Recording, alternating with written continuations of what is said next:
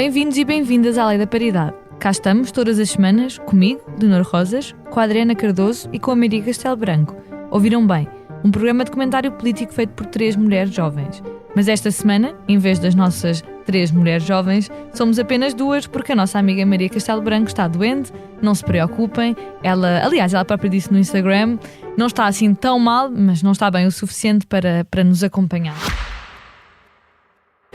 Subscrever o Expresso é ter acesso à melhor informação, a uma vasta oferta de conteúdos exclusivos e à opinião de referência.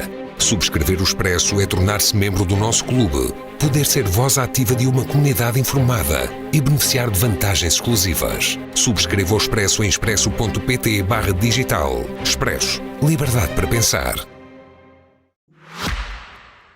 Passamos então para os nossos temas desta semana. Na verdade, esta semana tem um tema que se desdobram em 2 que nos pareceu fundamental tratar e que não podíamos deixar de dar um grande enfoque a este tema. Odair Muniz foi assassinado na madrugada de 21 de outubro por um agente da PSB no seguimento de uma perseguição de carro. Os 2 agentes da PSP envolvidos na morte de Odair Muniz, de 43 anos, começaram por dizer que ele estaria num carro roubado, com uma faca apontada aos polícias que o ameaçava. Essas afirmações ruíram. Entretanto, muito aconteceu, uma grande manifestação da vida justa e de movimentos antirracistas, declarações absolutamente escandalosas de vários dirigentes e de um assessor do partido Chega, muitas respostas, muito debate e, sobretudo, uma grande indignação face a mais um assassinato racista, uma queixa de várias pessoas, que juntaram várias pessoas, incluindo as três intervenientes deste podcast, contra estas figuras do Chega. Temos muito a discutir, mas começo se calhar por falar desta motivação racista, deste problema de racismo na polícia, e começo evidentemente por ti, Adriana, porque és a única que aqui está. O que é que tens a dizer no rescaldo de mais um assassinato que tudo indica que seja motivado por racismo? Eu aí tenho algumas dúvidas e vou explicar. Eu acho que existe um problema de racismo sistémico na polícia, mas acima de tudo existe um problema de exacerbação de violência policial em encontros mundanos e rotineiros da população com cidadãos. Não tenho dúvidas que, por exemplo, o caso da Cláudia Simões foi uma questão profundamente racista e foi um crime de ódio profundo, aquilo que lhe aconteceu, porque inclusive o polícia, enquanto estava a violentá-la, gritou e disse um conjunto de coisas que não vou estar aqui a repetir, mas repetiu um conjunto de coisas racistas contra ela própria. Portanto, não tenho dúvida. Acho que neste caso há um ponto fulcral, e espero que, se existiu algum tipo de motivação racista, que seja devidamente investigado e identificado neste caso em específico. Mas há uma questão que, para mim, para além de uma motivação racista que possa ter existido ou não, que não sei do agente em si, há uma questão sistémica de racismo e da maneira como as zonas de SUS e estes bairros são tratados pela polícia que para mim faz mais sentido falar. Primeiramente, é indubitável que zonas que juntam pobreza, exclusão social e depois um conjunto de pessoas cujas principais interações com o Estado Social é a polícia, quando se juntam ao facto de nós sabermos que estatisticamente as populações mais racializadas e as que estão mais excluídas, ainda por cima, são as que sofrem mais desta questão de pobreza e a falta de investimento público nestas zonas. E a OCDE tem um relatório muito interessante que comprova que o investimento público feito na última década, em percentagem, foi suplantado para a camada mais rica e que vive em zonas as camadas mais ricas e zonas onde elas vivem, do que nas áreas onde pessoas mais pobres vivem. Portanto, na minha opinião, esta questão está intrinsecamente ligada. Mas relativamente ao caso em específico, há algumas coisas que acho que são importantes dizer. Primeiro, foi dito pela Direção Nacional da PSP que Odair tinha uma faca e que tinha interpelado os agentes com uma faca. Isto é falso. Já foi comprovadamente falso. Depois espalhou-se uma notícia de que o carro em que ele estaria a dirigir seria roubado. Algo que não partiu da parte da polícia dizendo isso no comunicado, mas que nunca foi desmentido pela polícia, portanto nunca fizeram questão de desmentir este facto. E por aí esse tratamento em si, para além daquilo que acabou por se passar, isso para mim trata o ponto fulcral que eu queria tocar, que é, mesmo nestes casos, uma desumanização da vítima, uma tentativa de desumanização da vítima, uma tentativa de culpabilização da vítima ao ponto extremo, tratá-lo literalmente, depois como André Ventura tratou, como um bandido, ter que o minimizar completamente nessa componente para justificar um caso de violência policial, quando eu peço imensa desculpa, eu já disse isto várias vezes, mas repito, no fundo, um cidadão que cometa um delito, mesmo que o cidadão cometa um delito, e neste caso o delito que Odair possa ou não ter cometido, que ainda não sabemos, foi ter fugido à polícia, não pode culminar com a morte de um cidadão.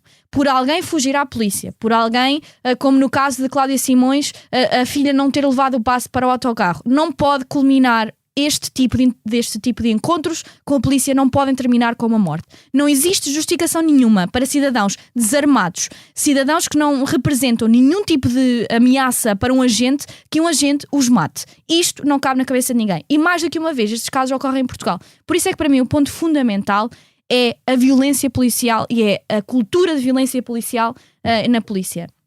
E quando eu ouvi o diretor da PSP, quando lhe foi perguntado se faz sentido que um polícia de 22 anos e outro de 27 tenha sido atirado para uma situação destas, tenha sido atirado para uma patrulha de bairros que inclusive se sabe que existe a criminalidade nessas zonas, se faz sentido que alguém sem treino tenha sido atirado para essa situação, a resposta do Comando Nacional da PSP foi: tem o treino básico, isso chega para poderem estar nessas circunstâncias. Não chega. Não chega acima de tudo, a maneira como os polícias são mal pagos, são colocados em situações como estas de contacto e de risco extremo, sem qualquer tipo de preparação social. Não sabem como enfrentar um problema e fazer de-escalation em vez de agravar ainda mais a probabilidade de agressividade e de problema.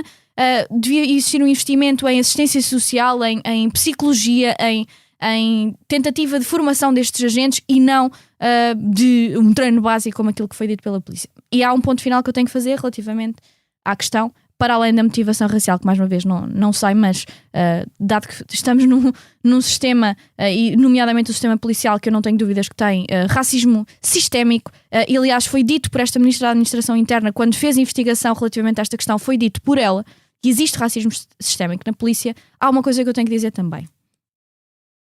A Visão teve durante um tempo alguma dúvida se publicaria ou não o vídeo que acabaram por ter da morte de Odair. E quando decidiram publicar, fizeram-no porque um conjunto de mentiras estavam a ser propagadas, como eu falei há pouco, na comunicação social, e acharam que esse tipo de esclarecimento tinha que ser feito. No vídeo vê-se um cidadão desarmado no chão durante 6 minutos sem assistência.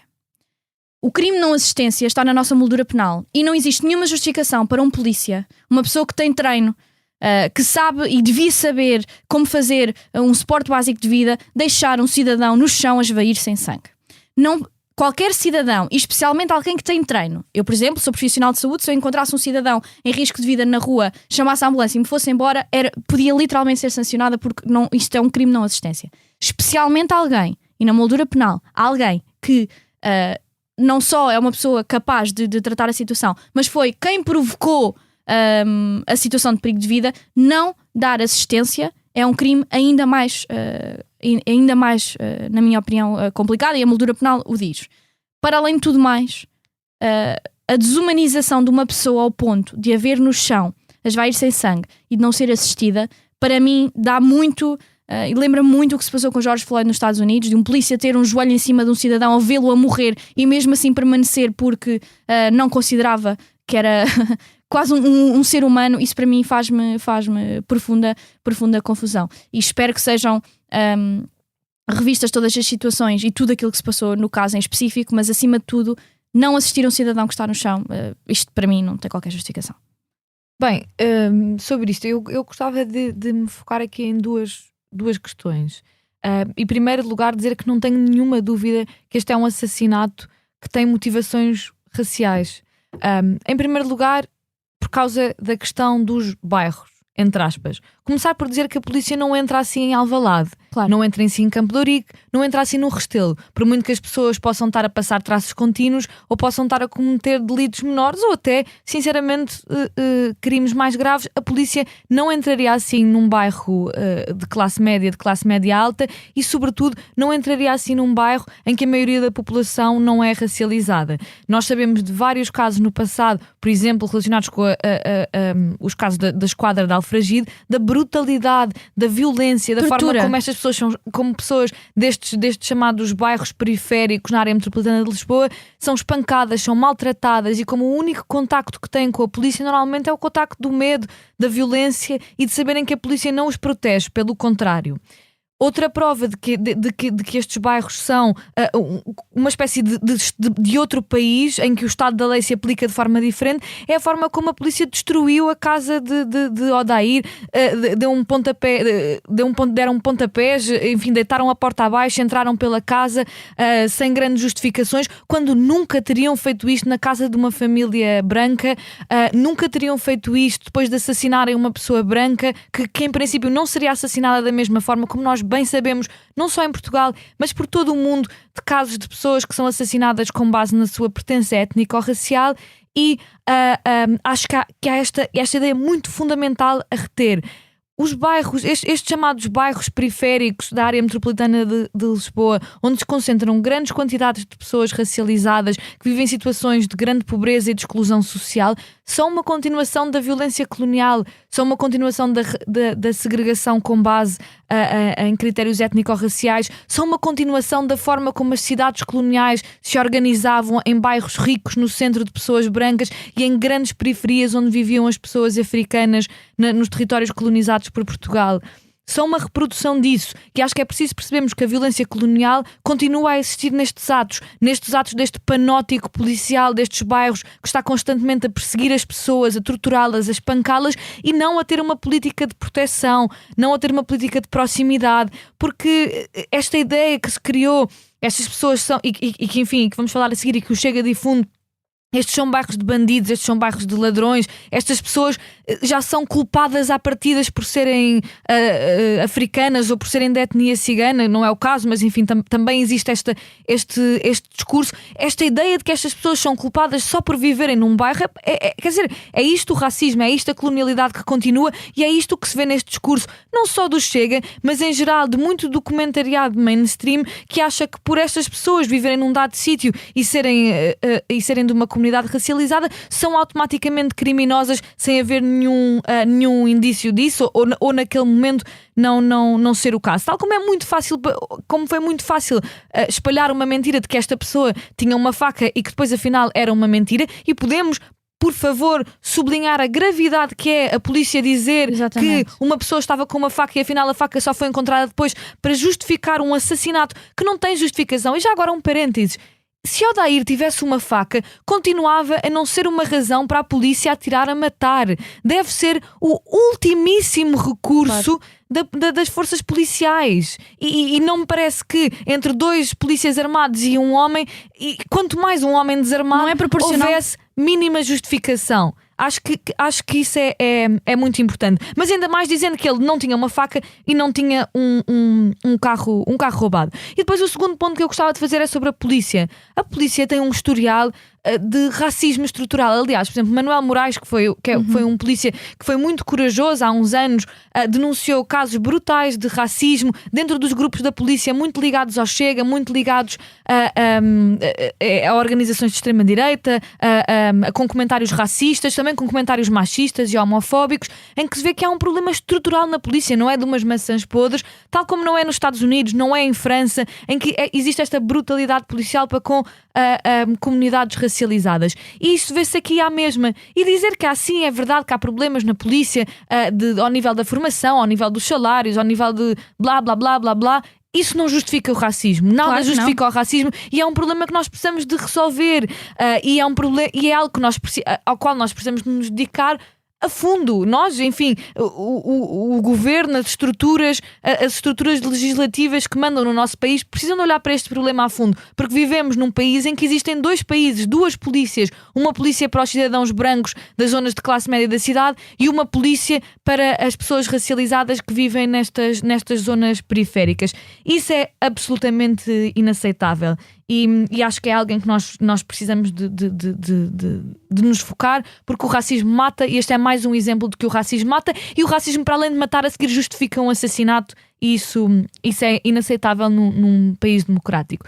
E por falar em coisas que são inaceitáveis em países democráticos, nos últimos dias tivemos o Chega a posicionar-se ao lado a posicionar-se acriticamente do lado da polícia e, para além do mais, com declarações absolutamente escandalosas. André Ventura disse que Odair Muniz era um bandido e que por isso se deveria agradecer ao polícia que o assassinou.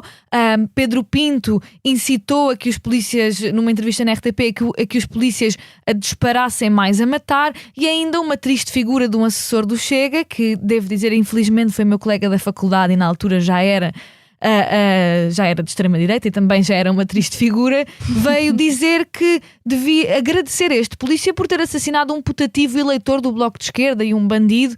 E, Adriana, visto que também fizeste parte deste grupo de pessoas que se juntou para fazer uma queixa contra estas figuras do Chega, o que é que tens a dizer sobre estes comentários, sobre acho que há um grande crescimento da violência discursiva da extrema-direita e viu-se muito bem aqui, e passo a palavra.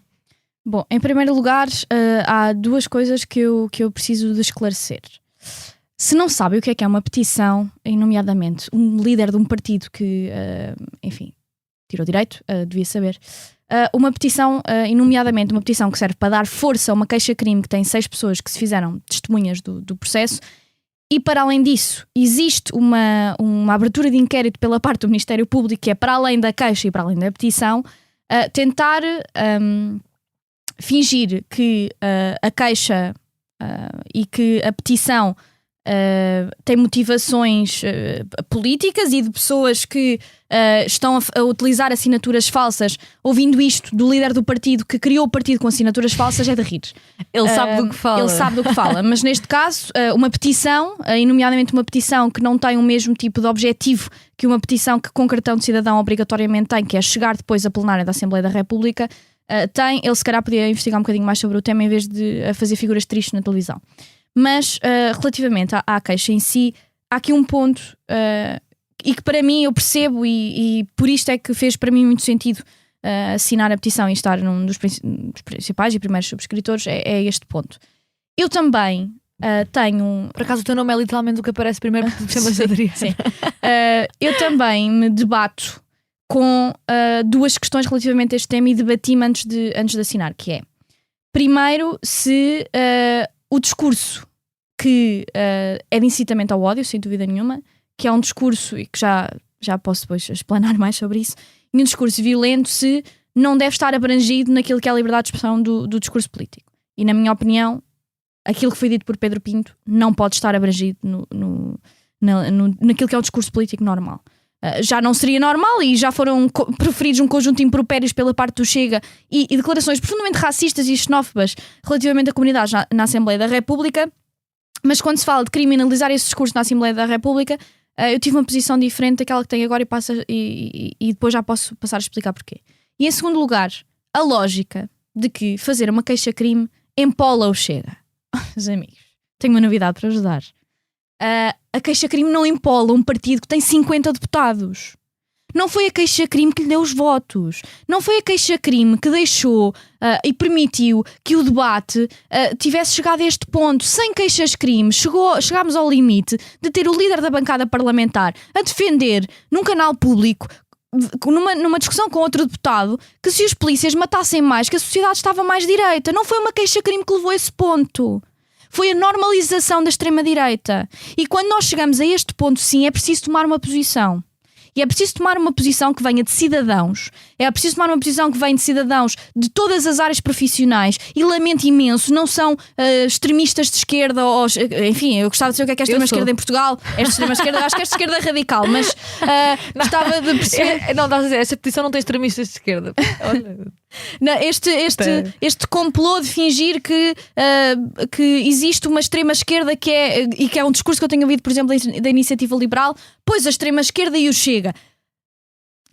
A esquerda, e neste caso aquele debate para mim acho que foi o reflexo de Fábio Figueiredo de um lado, Pedro Pinto do outro. Eu peço imensa desculpa, e Leonor, mas vais-me desculpar a dizer isto.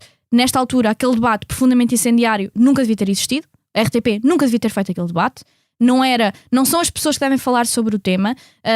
Estávamos numa circunstância de ainda tumultos, e depois do Chega ter feito o aproveitamento da Assembleia da República, aquele debate não devia ter existido, mas dado que existiu e que as declarações de Pedro Pinto foram proferidas, não existe um espelho nem similaridade entre o discurso do Bloco de Esquerda e o do Chega. É que um lado diz que a polícia devia disparar a matar, e o outro lado está a dizer, ainda antes do inquérito, que o caso teve motivações racistas. Portanto, eu não acho que estas duas coisas sejam similares ou proporcionais. Eu peço imensa desculpa, mas eu sinto que alguém dizer isto é viver noutro ideário paralelo. O quanto mais é preciso o Chega dizer, para além de dizer neste momento que a polícia devia disparar mais a matar, para pararem de fazer o centrismo iluminado, o whataboutismo, e de pintarem os dois lados como iguais. O que é preciso mais? Violência nas ruas? Existir mesmo um crime de ódio? O que é preciso mais? Eu sinceramente já não sei até que ponto é que temos que chegar. E para terminar, relativamente à questão, eu acho que é mesmo preciso tratar e traçar uma linha na areia. Temos de traçar uma linha. Chega a um ponto que, quando o discurso político incita diretamente a violência na televisão, por um líder parlamentar de uma bancada com 50 deputados, está na altura de traçar uma linha na areia. Já nem vou falar de todas as mentiras que foram propagadas por Pedro Pinto na televisão. Voltou a insistir na questão do carro roubado, voltou a insistir na questão da arma branca. Tudo isso foi falso. O agente que disparou contra o Dair disse no início do inquérito que isto era falso. Portanto, foi a própria pessoa que desmentiu estas questões.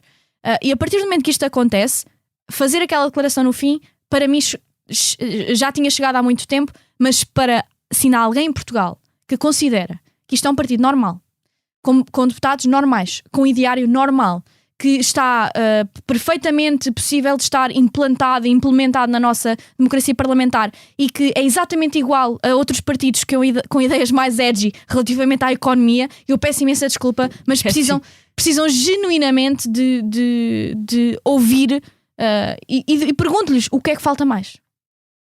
Bem, olha, eu sobre esta questão do Chega, gostava de tocar em dois pontos. Em primeiro lugar, sobre as manifestações. Não posso deixar de falar sobre isso. Dizer que, por um lado, houve uma manifestação que foi convocada pela Vida Justa e por vários movimentos antirracistas, que levou milhares de pessoas à rua, a descer a Avenida da Liberdade, milhares de pessoas que, diferentes entre si, sem dúvida, quiseram dizer que não é aceitável a polícia matar, não é aceitável a polícia matar um homem negro apenas pelo facto de ele ser negro e de viver num bairro que é destes que é qualificado como um sítio de crime e de bandidos. E acho que isso foi uma expressão muito importante de uma sociedade civil, de um país que não aceita isso e não aceita este discurso.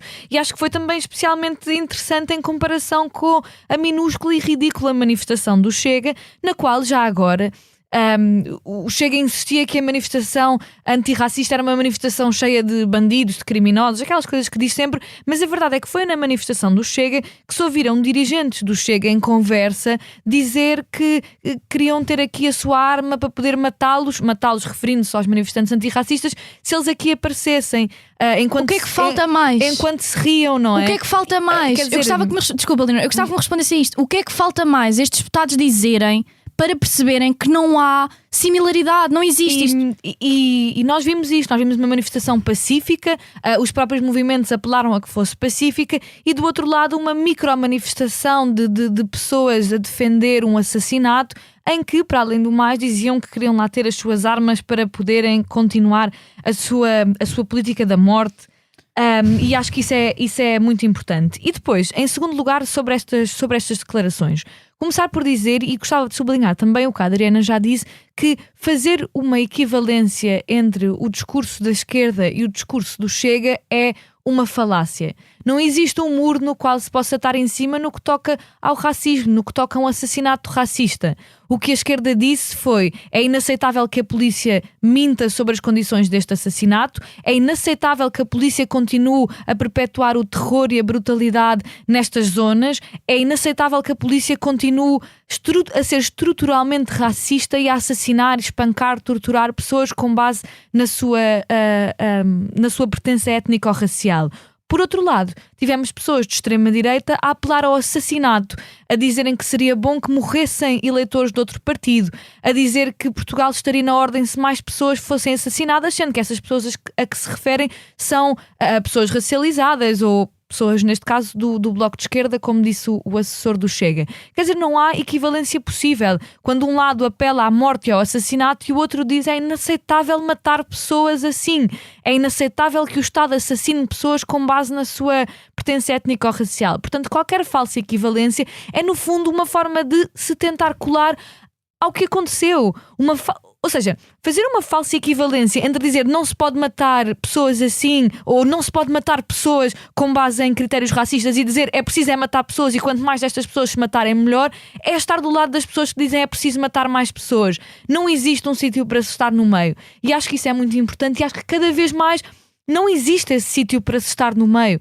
Não há forma de ser neutro quando temos deputados a apelar ao assassinato de pessoas em plena televisão. Quer dizer, e por isso eu gostava mesmo de pegar nesta ideia da política da morte e dizer que nos anos 30, durante a Guerra Civil Espanhola, os falangistas, os fascistas espanhóis, tinham um grito que levavam para a guerra em que eles diziam Viva la muerte.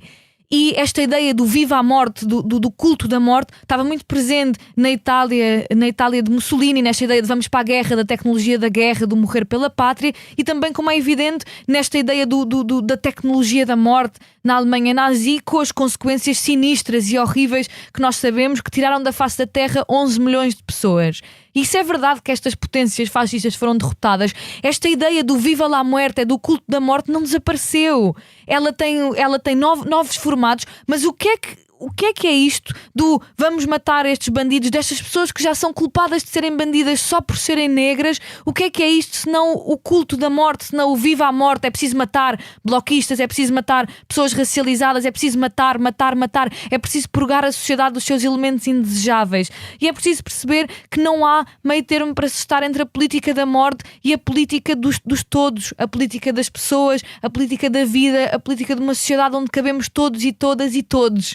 Não há sítio no meio para estar. E acho que é muito importante, e foi muito importante que esta queixa tenha sido feita e que, sobretudo, que não se tolere nada. E nisso subscrevo completamente a Adriana e até termino com isto, que é não é a resistência ao Chega que lhe dá votos. São os seus eleitores, é o racismo, é a atenção desproporcional dos meios de comunicação social a todos os disparates que André Ventura diz. É isso que aumenta os votos do Chega.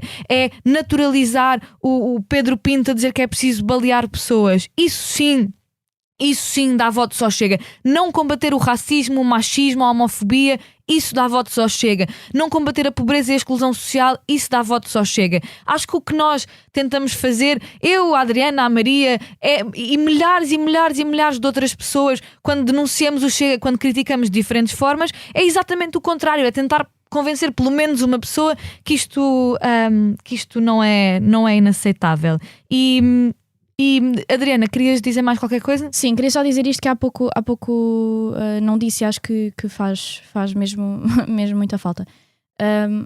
Parte do que me faz mesmo confusão sobre o discurso relativamente a estes bairros, e nós no geral estamos muito de acordo com esta questão, é a dessensibilização da quantidade de pessoas no comentário sobre as condições das pessoas dos bairros. E depois de ouvir Bom, eu até tenho, eu sei as condições, porque eu até tenho uma pessoa que vem limpar a minha casa que me fala sobre isto. Pois claro, fazes parte do problema. Porque as pessoas que estão nestes bairros acordam às 4 e às 5 da manhã para virem para Lisboa, para limparem os escritórios, para limparem as casas, trabalho invisível. para fazerem o trabalho invisível desta cidade que existe e que se levanta e que, por exemplo, muita emancipação feminina que foi feita de mulheres com carreira e profissionais neste momento existe porque há uma mulher que trata da casa, que lhes trata dos filhos. Mulher normalmente racializada. Uma mulher normalmente racializada, porque em vez de partilhar, por exemplo, trabalho doméstico com a pessoa com quem está, empurra-o para outra mulher para que o possa fazer e considera que está ok porque é remunerado. E muitas vezes muitíssimo mal remunerado. Portanto, esta incapacidade. Uau, Adriana da luta de classe. Sabes que a minha avó, a minha bisavó, a minha tia-avó foram todas mulheres adias. Eu estou totalmente de acordo contigo. Eu acho que o trabalho doméstico destas mulheres que vêm de zonas periféricas da área metropolitana de Lisboa, acordar às 4 da manhã, limpar casas, limpar escritórios e depois serem vítimas de chegarem a casa e terem uma dupla e tripla jornada de trabalho à espera delas para limparem a sua própria casa, cuidarem dos seus próprios filhos. Quer dizer, é de uma violência brutal e que é muitas vezes esquecido por um certo feminismo liberal de eu e a minha carreira, mas a tua carreira só existe porque alguém está a limpar a tua casa, alguém está a cuidar dos teus filhos. É esse o ponto que queria fazer. E essa incapacidade de consciencialização e de perceber que a componente racial destes bairros tem também uma grande componente de classe, e componente de classe essa que é perpetuada consistentemente por uma falta de Estado social, de crianças que são abandonadas a meio do dia, saem da escola e estão, por exemplo, desde as 3 da tarde até às 10 da noite até a mãe chegar a casa porque está em Lisboa a limpar os escritórios e a fazer duplos e terceiros turnos para ter dinheiro para pagar a renda. Estas mulheres que não têm capacidade de ser mãe dos seus próprios filhos porque estão até no centro de Lisboa a ser mães dos filhos de outros. Exatamente. Estes jovens racializados são empurrados para as ruas, que são sim postos de forma profundamente desprotegida para gangues e para grupos criminosos. Um Estado social que não se preocupa com isto e depois vem falar sobre bandidos e vem falar sobre perpetuação de crimes, por amor de Deus. Claro, e vou terminar isto, temos de terminar. Queria só dizer que concordo muito com o que tu disseste e dizer que não há... Isto não é uma falha individual de uma pessoa X ou Y. É uma falha... O Estado português está a falhar para com estas comunidades, está a falhar porque o único contacto que tem com elas é a brutalidade policial, e esse é sim o problema que nós devíamos estar a discutir e não, e não se naquela circunstância aconteceu isto ou aquilo. O que nós temos de estar a discutir agora é que houve um assassinato num sítio em que o racismo é diário, em que este racismo diário culminou uma vez mais na morte de um cidadão, e que isso é inaceitável. E como temos de terminar, Adriana, passo-te a ti para a tua recomendação da semana. Eu vou recomendar um livro que é do Alex Couto, que chama Sinais de Fumo.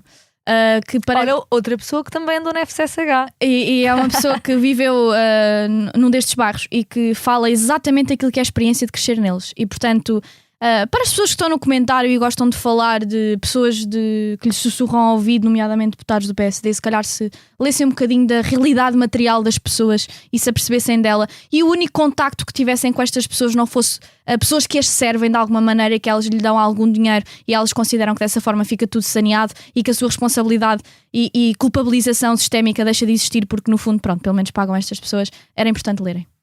E eu gostava de recomendar um livro. Eu, por acaso, há bocado falei do franquismo.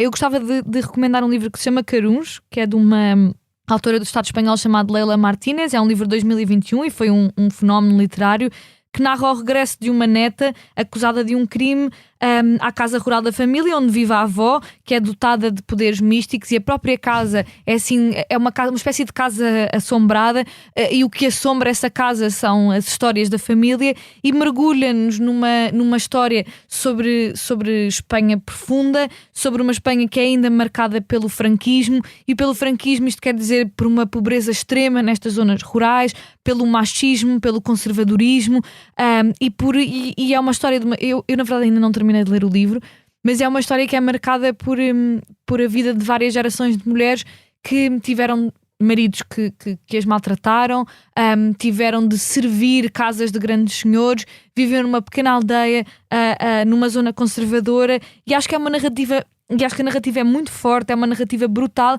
que nos leva mesmo para estas violências também do trauma familiar, de várias gerações de mulheres maltratadas, de várias gerações de mulheres que tiveram de se fazer à vida, e acho que é um livro mesmo muito bom, vale muito a pena e recomendo a quem nos ouve. E se calhar posso já adiantar e dizer que para a semana o nosso episódio já será no pós-eleições no Império Decadente. Ou seja, o melhor país do mundo, Estados Unidos, exatamente. Pronto, já estragaste tudo. Já será no pós-eleições, portanto já poderão ouvir a Adriana talvez dizer I told you so, talvez dizer estava errada. Não vou estar contente, mas... Exato, se estiveres errada provavelmente estarás mais contente. Pronto, seguem a Adriana, sabem o que é que ela acha, se não sabem vão ver. E chegamos assim ao fim de mais um Lei da Paridade, um programa de comentário político semanal. Como sempre, podem ouvir-nos nas habituais plataformas de podcast e no site do Expresso. Até à próxima semana.